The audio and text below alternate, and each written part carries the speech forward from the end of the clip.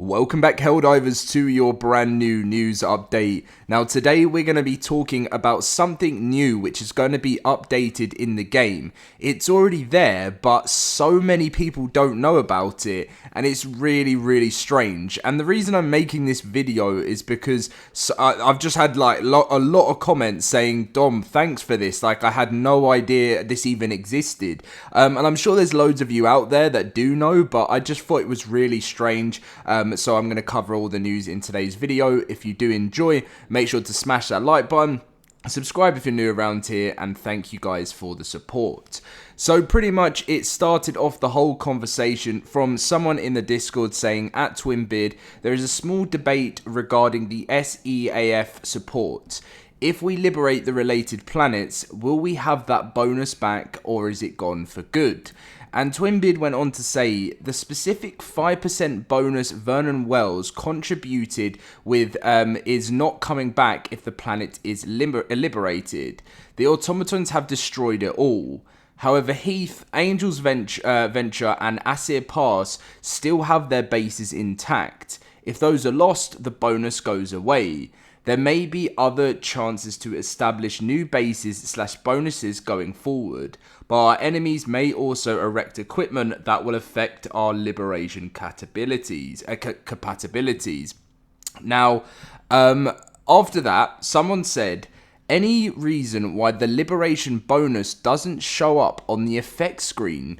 I highly doubt many know this even exists. And this for me actually shocked me. I did know this exists, but I didn't know that. I just didn't ever thought of it. Do you know what I mean? It just never came to mind. And this person actually said this to TwinBid, saying why it doesn't actually show up on the effect screen. And TwinBid responded with reasons smeasons. Let's just say we'll make that more clear in the not so distant future, because we will.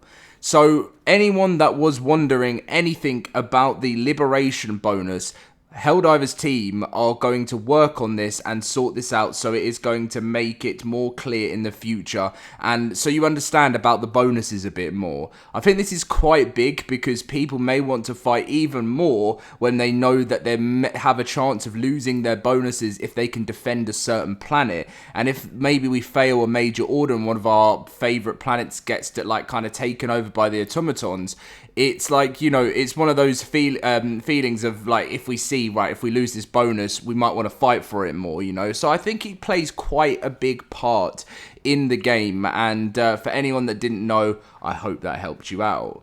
Next up, we're going to be talking about an article, and I have, ever since I've been creating videos on all different games over 2024, if you guys didn't know, I've been making Ark videos for 8 years, and of January 2024, I started making Power World videos, and then of February, I started making Helldivers videos, so it's been quite a new journey for me, but I've seen a trend in a lot of people talking about the game's player count.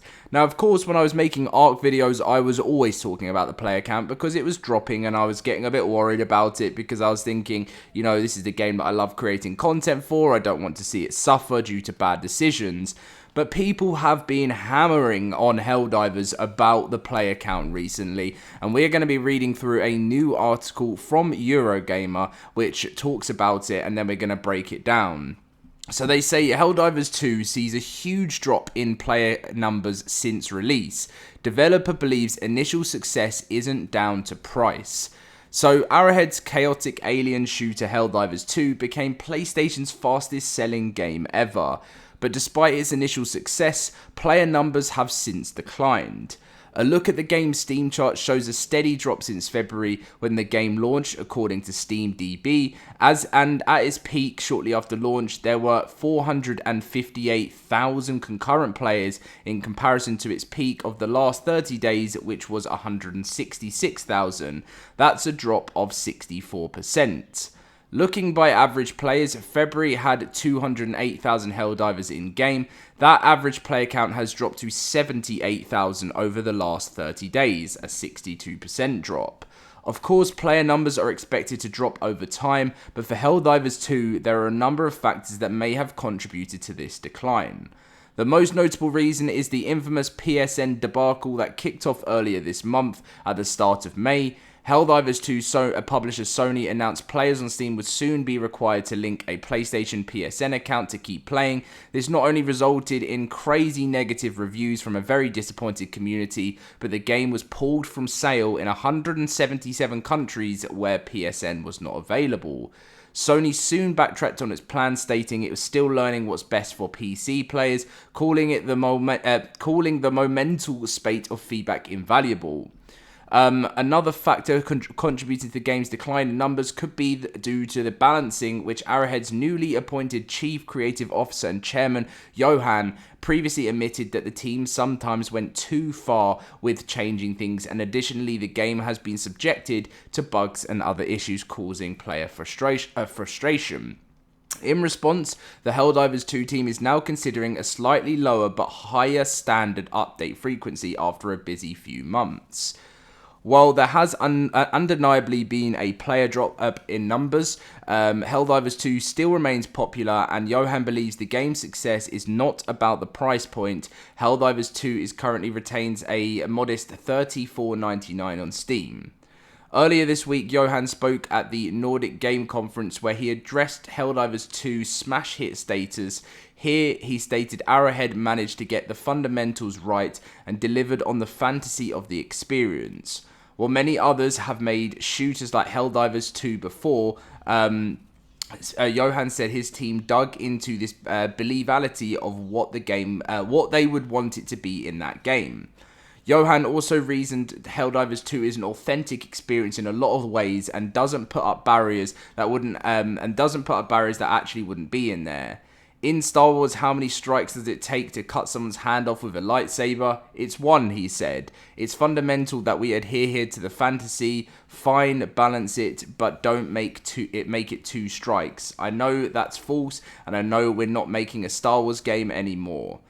Another factor that contributed to Helldivers 2's successes is its style, with the developer stating that that the game is a representation of those who made it. Johan lastly touched on its success as a live service game, something others have struggled with. It's easy to say, well, we'll earn more money by being able to drop a content pack here and there, but it's not a reason why any consumer would want to engage with us, he noted. Johan said that live service games can be good for the industry if done right, as they become a continuously evolving hobby. If you forget this when making a live service game, then I think that I don't want to say it's a problem, but it is a problem. And I think that is a problem. I've decided it's a problem. It's a massive problem, he said.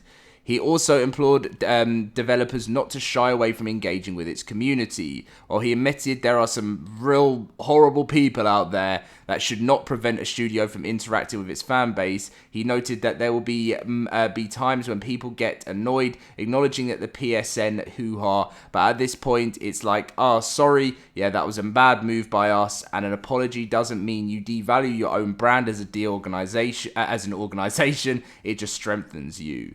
And yeah, so that is pretty much everything that we're talking about on that. And yeah, the game's dropped off, but it happens, right? And I feel like I kind of feel like with a lot of games at the moment, like that come out, especially new ones, people expect that they're just gonna sit on the same player count like day after day, month after month, but that just doesn't happen. If you are releasing constant content drops every single week, every single month, then yeah, maybe that would change that. But unfortunately, Helldivers and Arrowhead are new to this and they've got a lot to learn over time. But I'd say we stick with them and I'm sure we can make things good. Anyway, much love to you all. Leave a like, subscribe, and I'll catch you in my next video.